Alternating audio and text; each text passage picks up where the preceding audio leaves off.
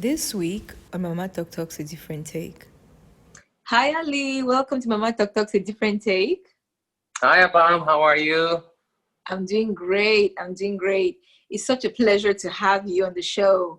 It's been 3 years. Is it 3 years since you've been married? Yes, I remember exactly. It's almost 3 years because I have to remember. Yes. It's 3 years minus 45 days. Yes. Oh my goodness, that's real specific. Masaya will be glad to hear that when she comes on in the next hour. But no, it's such a pleasure. So before I get into how you and I met and all that, please introduce yourself to my listeners and viewers. Of course. Hi, my name is Ali Assareh. I'm a lawyer, a son, a husband, a brother. So many of the adjectives. And so happy to be here. I love listening to your shows, Abam. They've been so helpful to me. So super happy and excited to be here with you today. And Ali has just shared a teeny tiny fraction of all the things that he does and he is, but that gives me a lot of space on the whiteboard to paint, right? So that's awesome. But I want to go back to when we first met. I was coming to your wedding and in Hawaii. And I lived in South Africa at the time, so it was one heck of a flight. I think it was my first and only trip to Hawaii, actually. So I had to be there for my sis. And it was just so lovely, honestly, to watch how open and receptive your whole family was. And more than that, it was just kind of watching you with Masayo, right? And we'll get into that in the next segment, but you were fun. And I was like, who's this crazy Iranian guy? What does he have going on? But anyway, it was such a pleasure. We had such a good time that weekend. And so it's good for us to be reconnecting. And we have a lot to talk about. So again, welcome to Mama Talk Talk. You also had such positive energy, Abam. I remember. And my wife, who went to law school with you, had told me about you and how amazing you are. And you volunteered to do the famous Persian knife dance at our wedding, and you danced so beautifully the Persian music, which was amazing. So great, lots of great memories. If you give me a knife and you tell me to ask a man for money with a knife while dancing, I wouldn't say no to that. I wouldn't say no to that. And I had such a great time because so much cultural immersion. I mean, Iranian culture is quite foreign to me, right? So the opportunity to come in and just really be immersed in that. And so thank you for having me. And thank you guys for including me in that dance. So obviously, I've mentioned that you're Iranian by background. I'm Cameroonian by background. And in preparation for this show, I actually found out you moved to the States when you were 16?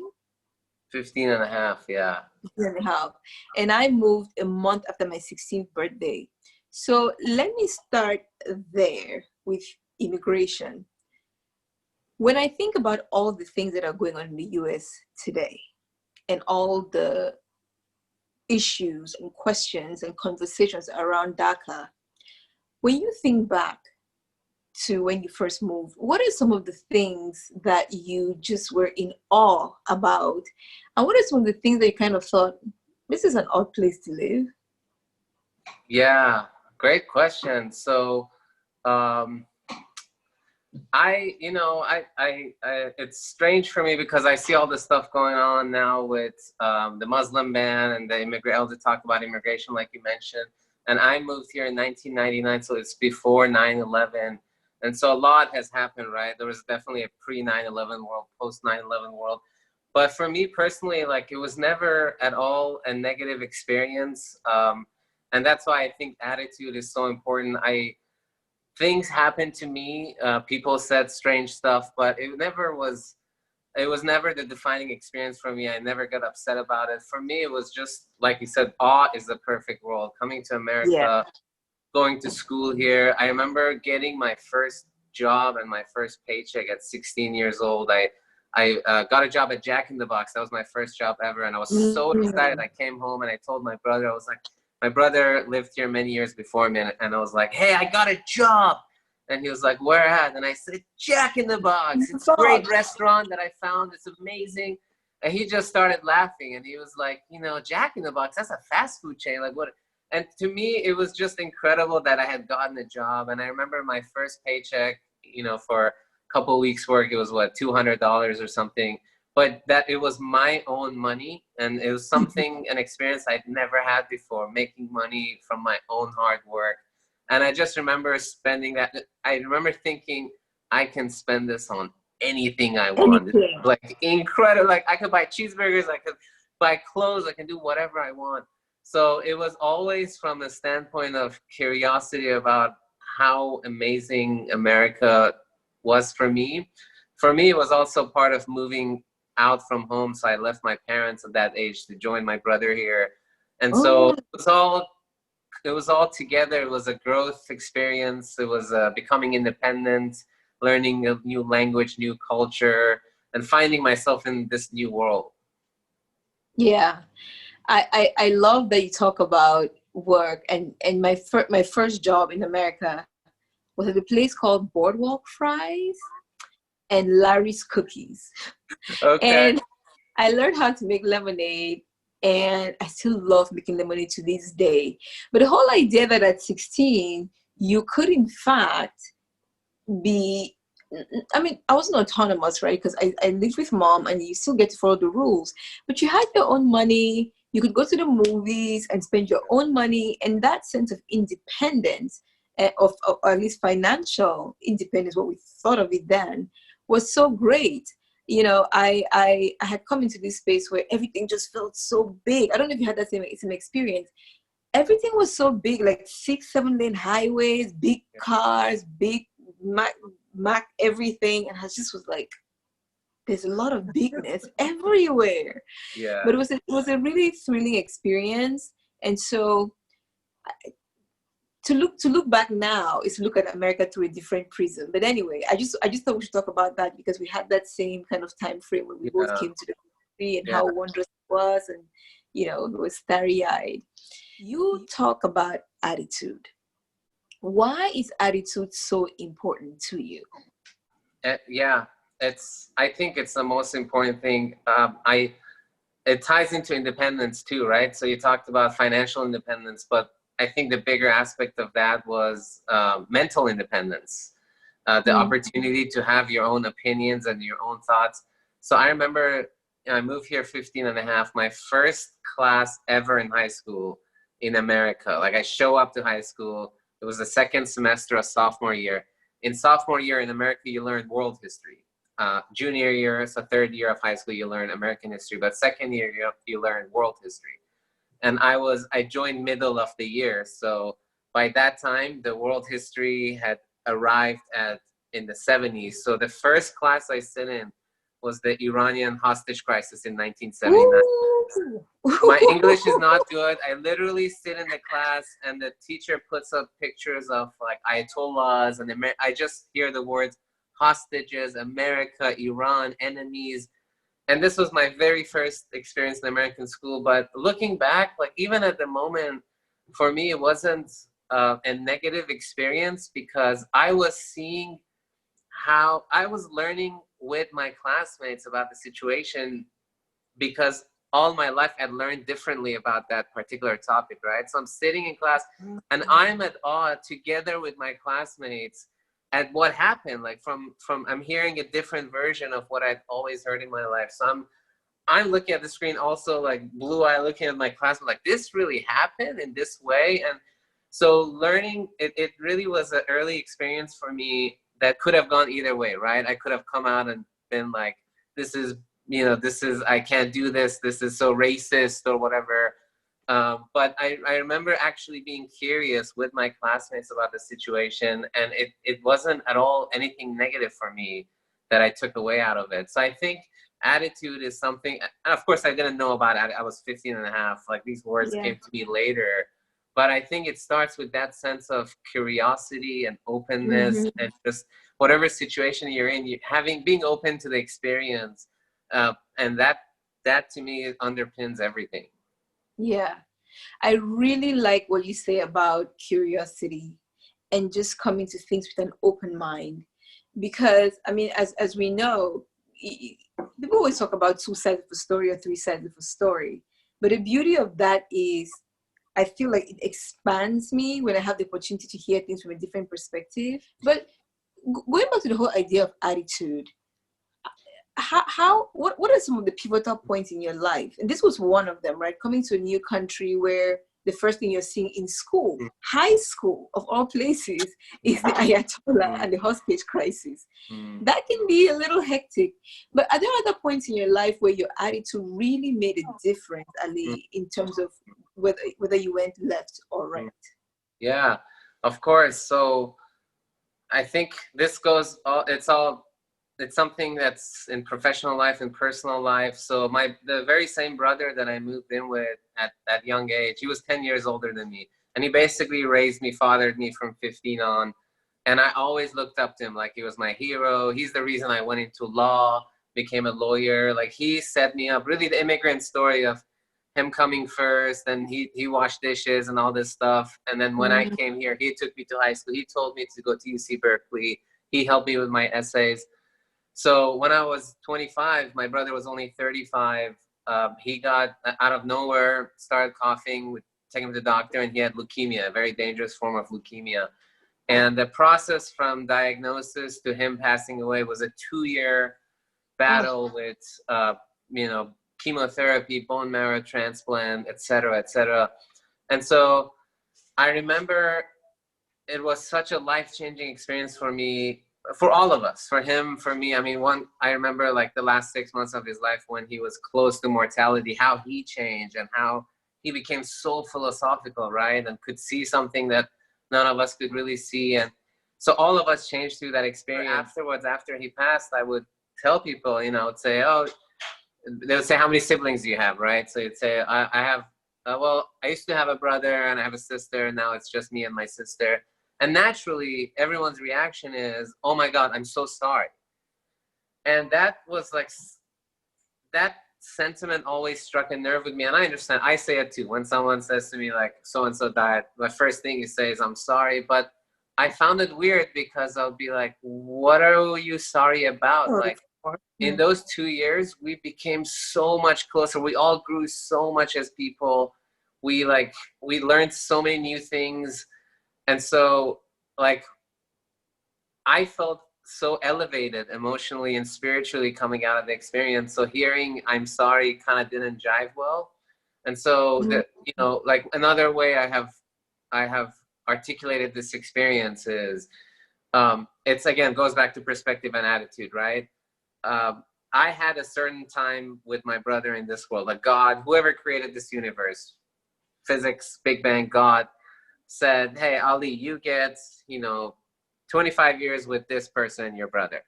So it's complete historical accident that it happened in this order or this order or this order, or who died first or who died when. It doesn't matter.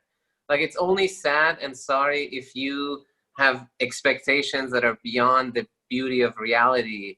And so, like, we got our 25 years. It was amazing. The day he died is just a day. Like, it's not anything beyond that.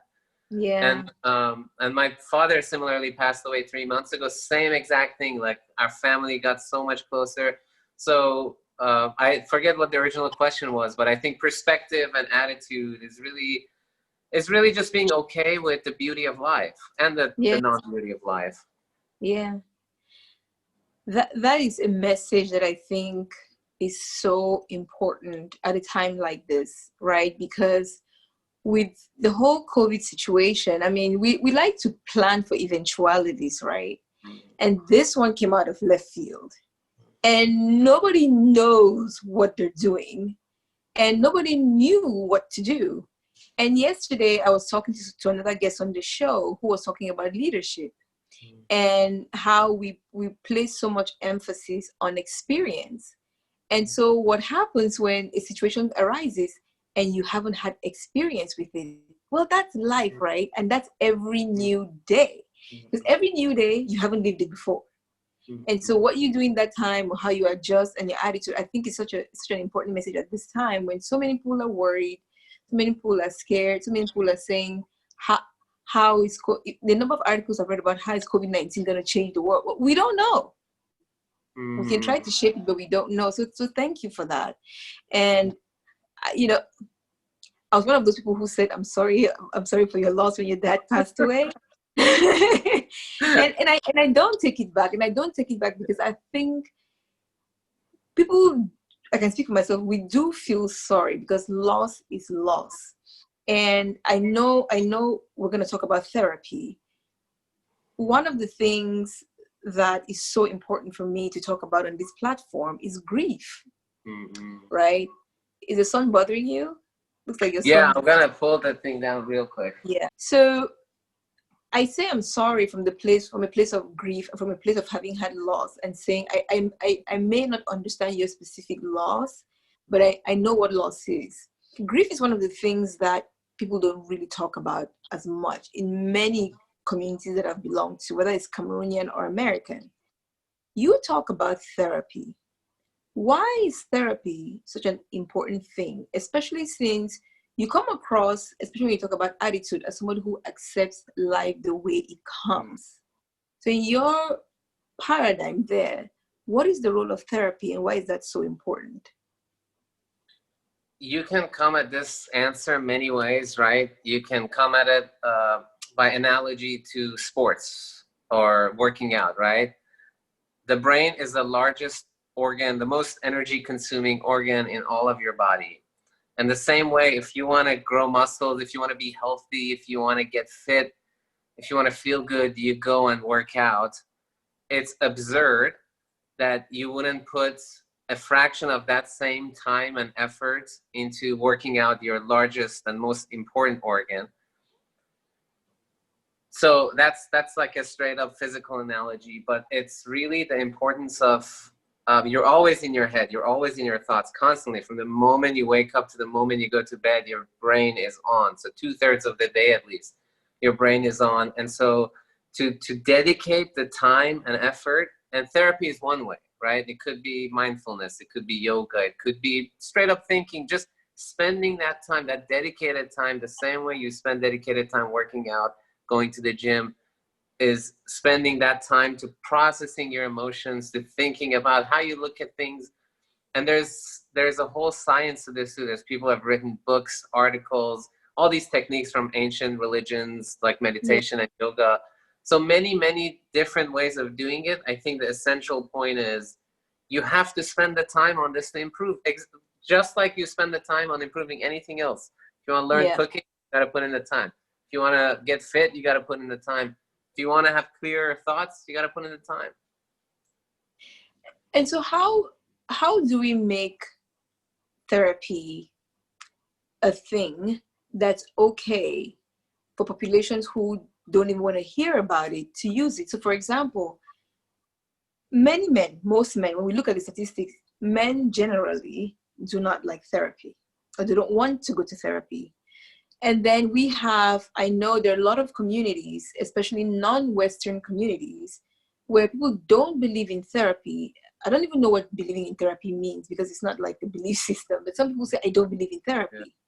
So what are the barriers there, first of all, as someone who's Iranian and who is a man? What are the objective barriers you see to people like you going to therapy, and what do you tell them, or what can you tell them to make them feel like, okay, it's okay, I should try this? Yeah, it's a great question, because it's one of those things, like I always think, if I was the king of the world, I'll make 2 things free: gyms and therapy, because I think both are so important. But one is accessibility. Like most people don't even know, like, what does it even mean to find a therapist? Like, what do you even have to do? Do you call your insurance? Do you Google it? Do you ask your friends? So there's not even an infrastructure for people to find out. So I feel first step is if we as a society made it easier to access, because I'm a firm believer. I 100% believe if you go to therapy once or twice with a decent enough therapist and dedicate that time, you will get so much out of it that you won't stop going. So it's really that initial step. And even for me, like, I wasn't attuned to it until I met my wife. She enrolled us in a therapy program as soon as we met. It was a preventative measure, kind of like a maintenance measure for our relationship, and that was my getting into it. I love that. A preventative measure. Yeah. Yeah. But yeah, it's even in my own family, relatives, you know, and I'm so open about it, so confident about it that I tell everyone, I'm like, hey, you guys should look into therapy. I know a great person you can go to, and I still get the comments like, oh, like we don't need it, you know. Yes. Like assuming you need to have a problem to spend the time on improving yourself. But so yeah, I don't know. I think lowering the barriers and just if you ever were curious, what better time than now? Everything is on Zoom. There's now great apps that you can look up. So there's a lot of resources out there. So let's talk about one of the things that a lot of people worry about, which is the idea of opening yourself up to a stranger, right? And talking about your childhood is the second one. So what can you say, especially to men, about this? Because 99.9% of men that I've spoken to about therapy, the first thing that comes out of their mouth is, why do I need anybody else to tell me about me? And my reaction is, I'm sorry, because you don't see all of you and the rest of the world is your mirror, but okay. So that's usually the first thing.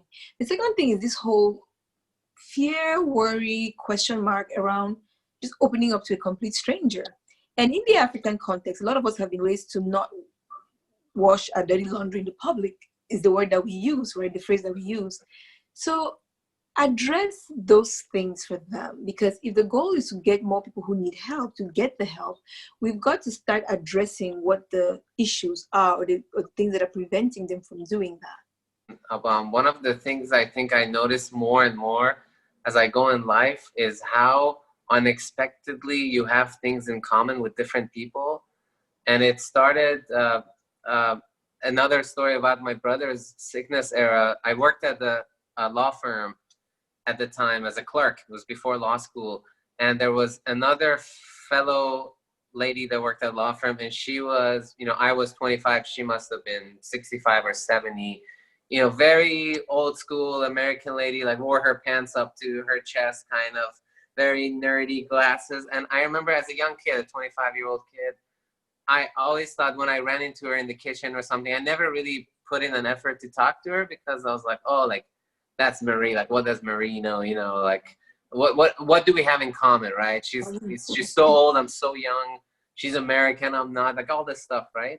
And one day in the kitchen, she asked me, hey, Ali, like, how are you doing? And I said, you know, okay, because I wasn't sharing all the pain I was feeling with the, you know.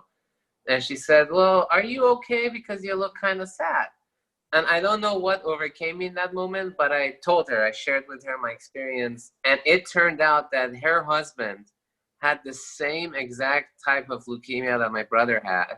Wow. And she started giving me all this advice. So my brother like couldn't eat food because when you're doing chemotherapy, you're so sensitive to smells. You have new stem cells, right? So you smell everything like with heightened senses. So he couldn't eat many things. So Marie told me, oh, go buy this, you know, the Pedialyte shake at Walgreens. Like they will love it. It gives all the nutrition. To this day, she made me a box of like inspirational quotes that she had made for herself. She gave to me, and we ended up having, to this day, we're in touch and we're in contact. Hi, Marie, if you're hearing this. And so it was such a life-changing experience for me because this lady that I thought I have nothing in common with had the most important thing in common with me. And so it's a constant reminder whenever you're in a situation, if you're curious, goes back to the same point. If you have the right openness and attitude to really genuinely want to share part of yourself, to receive a part of them, there are parts that will match and connect.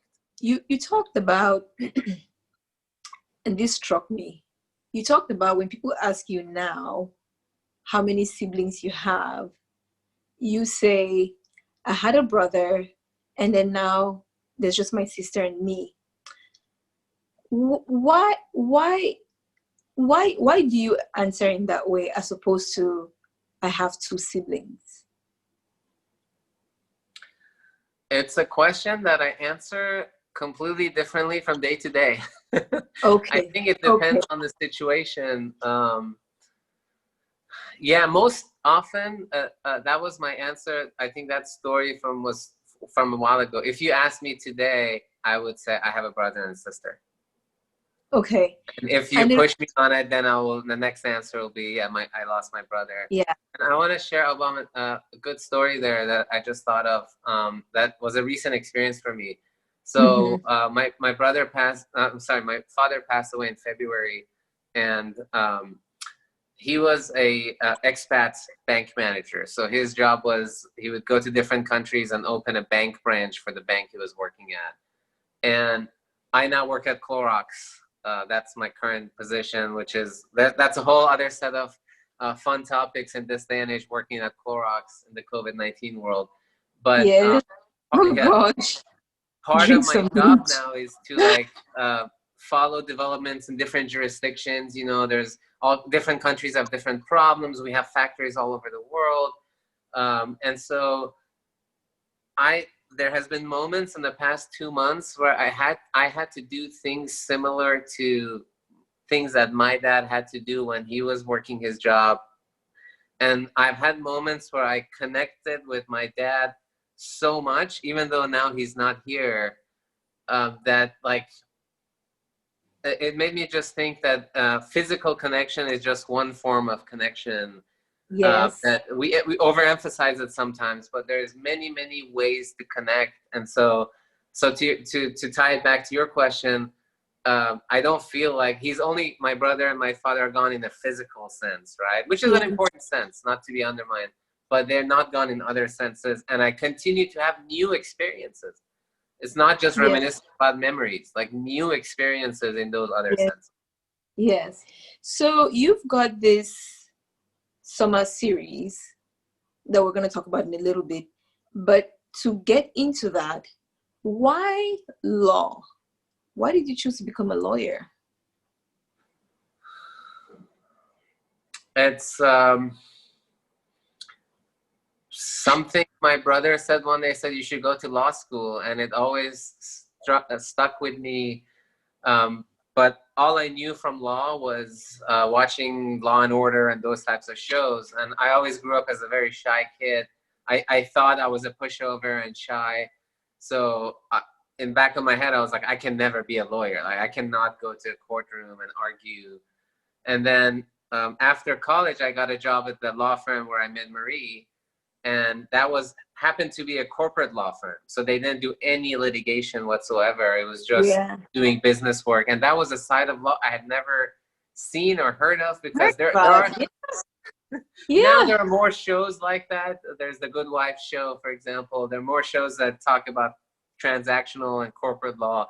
But everyone at that law firm was super nice, and including a very few shy, successful partners at the firm. So it was the first time where I was like, oh, I always liked business, but I was more of a nerd. So I loved reading and research. So corporate law was a kind of natural in between. You needed to know some business, but you could also spend a ton of time doing research and writing. So it kind of, when I saw that, I was like, oh my God, that I can do and I would like to do. Yeah. And so linking that now to the Summer 6 series, first of all, share with us what that is. So Summer 6 series is a project I picked up this summer. So I'm on the board of a nonprofit organization. They run an American Bar Association. And my job on the board is mentoring students. I'm the student director. And when COVID happened, a lot of students started reaching out to us with really sad stories of having their job offers pulled last minute, not getting interviews because COVID happened. And that was sad in itself, but that's, it happened in 08, 09, etc. What was really sad to me was the feeling of the students that they were just abandoned and left to the dry. Like they just got an email from their employer. They were supposed to show up to work. They just got an email saying, your position is canceled. Sorry, bye. And a lot of these kids come from, immigrant families where law is not, still become a doctor and become an engineer, but law is kind of still not established in our background countries. So it's the feeling of them being left alone and no one was caring for them. And so Mhm. it was a call of action to us, and we said, hey, if we can't do something for these students who are hurting and making them feel like there's someone out there who cares, even if we can't find them jobs, like, let's show them that we care. We're here with them, and it's gonna be okay. Like, some of us are older and we've been through similar things in the past, and it'll be fine. It'll be fine. And so the Summer Six is a series of 6 workshops that we designed to bring amazing speakers such as yourself, Abam, for the very 6th one, for the final, for the finale. I'm so looking forward to it. Yeah, and to share not like a legal CLE, but like a legal workshop, but a life workshop, to share their stories, to have these kinds of conversations that we're having now. So our speakers, our leaders, our colleagues can share their aha moments, their epiphanies, their life-changing, perspective-shifting moments. And that way our students can, even if they can't necessarily have a job like they thought they would, they can keep growing in ways that hopefully will leapfrog the lack of a job. That's a really important one, because one of the things I see when I go into LinkedIn these days is a lot of there are a lot of articles about how to get a job, how to interview, how to write your resume in the post-COVID era. And I think it's easy to take for granted, some of us who still have jobs, it's easy to take for granted that coming out of law school without a job, you know, I don't know when you graduated. When Messiah and I did, it was 2007.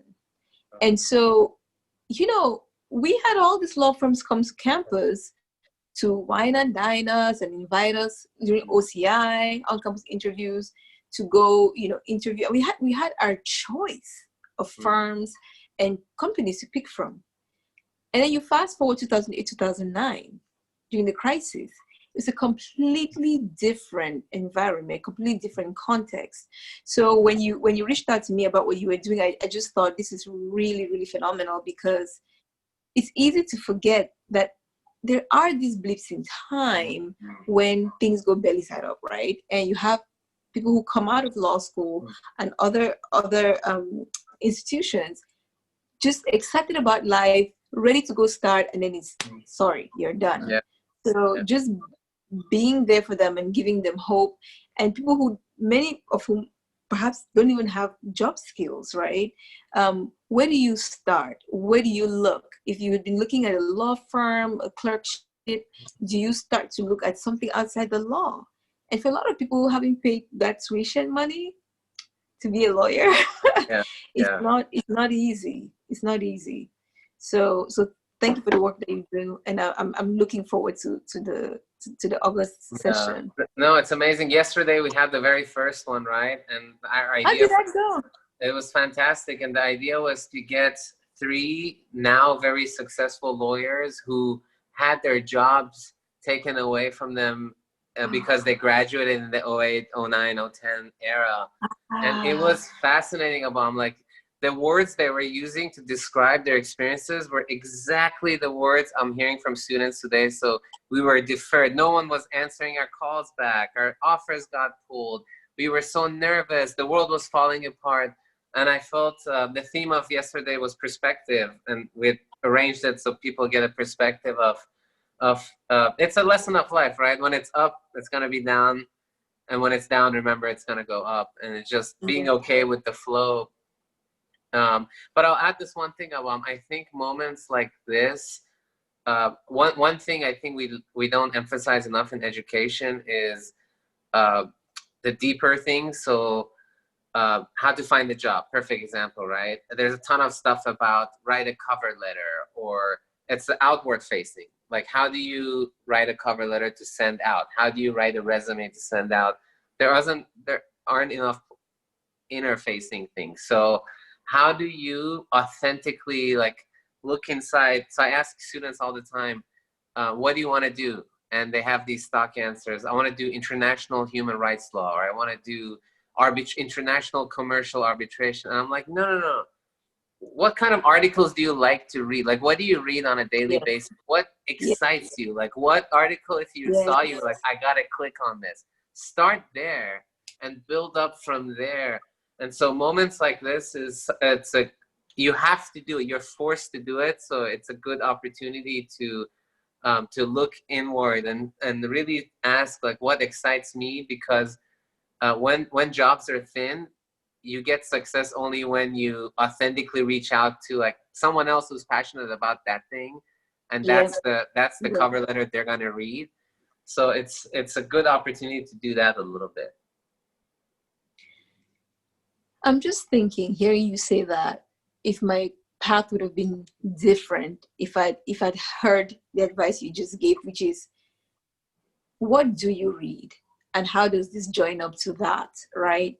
Because I think, and I ended up in employment law, which was great because I have to have people in my work. I have to know that what I'm doing impacts people. And I know contracts do, but in a more removed, abstract level, right? Yeah. But when you're talking about HR policies, issues of equality and workplace policies, for me, it's very real, as is criminal law, as is family law, right? So you're just saying that it's making me connect the dots about which areas of the law I gravitated towards. There were ones where people were right in front of me, and things that affected their livelihoods or their lives. Those were the kind of legal issues that I enjoyed working on. So yeah, thanks for helping me with the connection. I'll build on that. One of the foundational aha moments that I had in my career, which helped propel my career, was I was a first-year associate at Cravath law firm in New York, which is like a very, very prestigious, wide, it's like a top of the law firm, right? Yes. And I was miserable. I hated it because I'd gone to law school to do like international human rights law and help political prisoners. And here I was in a Wall Street firm working on guarantee and collateral agreements for, the big banks, Wall Street banks, or securitization agreements, right? So I had these moments where I'm like, what am I doing with my life, right? And so I took my first vacation. And I remember exactly, I came back, I went to Hawaii, I came back, it was a Sunday, and the next Monday was gonna be my first day back at work. And my phone rings, it's the partner, and he's like, Ali, you're back tomorrow, right? And I said, yes. And he said, well, I have a new deal I want you to work on, and there's no papers, there's nothing. It's just the CEO of these two airline leasing companies met, and they wanna merge their companies. That's all we know. Okay, it's gonna take a while, so are you in? And I said, I'm in. And I didn't know until then, but most airlines don't own the airplanes that you're flying on. So if you fly like Delta or United, it's not their plane, it's these third-party airplane companies that all they do is own airplanes, lease them to these airlines, right? And so the third and the fifth largest airline leasing companies wanted to merge. And I saw it from when it was just an idea that Sunday evening when I heard about it to the moment it was done. It took 8 months, Abam, and it was, think about it, like between them they had 1,200 planes. At any moment in time right now, the planes are all over the world, like some in Nairobi, some in Jeddah, some in like Europe, some in the US, some in Ireland. Each plane had not just owned by a different entity, but each airplane was owned by a different set of entities. They call them chandeliers, and they're registered to different jurisdictions. So some were registered in Ireland, some in the US, and the two companies, thousands of employees, pension plans, both were public company. One was traded in New York, one was traded in Holland. So seeing that go from an idea to actually getting done took 8 months, but it was this beautiful experience for me where I was like, oh my God, I'm not here to learn guarantee and collateral agreements. Who cares? Like, that's just words on paper. I'm here, I'm witnessing people do an idea to completion across jurisdictions, across languages, across accountants, lawyers, tax people, advisors, bankers. And it was just like learning about doing a project at that scale. Like, how do you get something that big done is what I was seeing in front of my eyes and learning. Like that, I was there to learn that, not the contract, not the small piece I was working on. And so I feel like a part of the reason a lot of lawyers always joke about being unhappy or like I'm not fulfilled is it's the focus on the immediate task versus the On the big small thing. picture. And like coming out of it, coming out of that, Abam, like I personally think there is nothing I can't do, because there is the same process you can apply to anything, right? To a wedding management, same thing. Like, what's our goal? Here's a timeline. Let's delegate. Let's put, a time frame to check in to make sure we're achieving it. There's nothing that I feel like I can't do because I know the process, and that's what I was learning. You know what underpins all that? I'm just hearing you. Attitude. Right? It's attitude. Are you going to look at this through this myopic lens, or are you going to look at this cathedral of sky? Right? Like, what is it how are you going to approach this, and how are you going to define what you're working on? There is that, what you said just reminded me of the story of the men who are gathering rocks, is it? And the first man is asked, what are you doing? He said something like he's picking up rocks. The second one said he's doing, I don't know what he was doing. And the third one said, I'm building a cathedral. Again, attitude, context, perspective is everything. And they were all picking up rocks for the same reason, right? Yeah. But the third person said, I'm building a cathedral. And in fact, he was building a cathedral. So that is such a fantastic note on which to close. Ali, thank you so much for the time that you've given to me and to the show. And you, in addition to everything we've talked about, you play soccer, you love soccer, you are a comedian and all these different things. So we will pick this up in the next session where we'll now have you and Masayo come on. And I am super thrilled about this because I didn't even think she was going to say yes. So thank you so much for joining us, and I'll speak to you very, very soon. Thank you so much, Abam. Take care. Bye-bye. Bye. Thank you for watching. To support Mama Talk Talk, share this episode, subscribe to our channel by hitting the button in the lower right-hand corner, and follow us on Instagram, Facebook, and Twitter. Until we meet again, stay well.